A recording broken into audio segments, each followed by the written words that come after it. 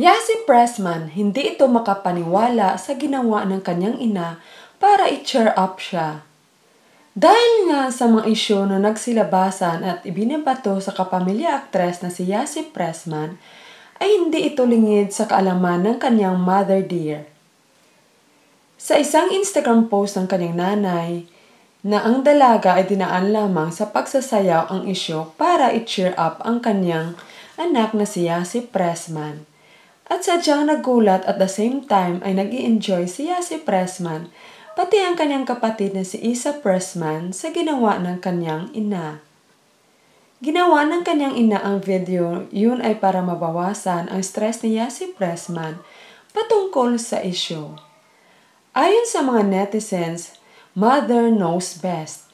Dagdag pa naman netizen, kilala naman ang nag-iisang Yasi Pressman na sobrang talented pagdating sa pag-awit, pag-arte at lalong-lalo na sa pagsasayaw.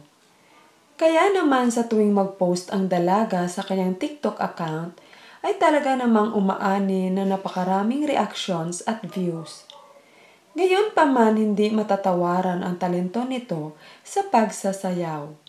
At napakaraming followers at millions na din ang views na nakukuha ng kanyang official TikTok account. Sapagkat ito ang isang bagay na pinagkakaabalahan ng dalaga ngayon aside sa kanyang mga negosyo at mga projects.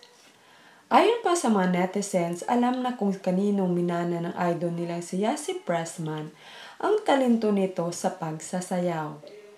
Panoorin natin ang nakakagulat at nakakaindak na sayaw. Talagang mapahanga din kayo sa galing ng nanay ni Yasi Pressman.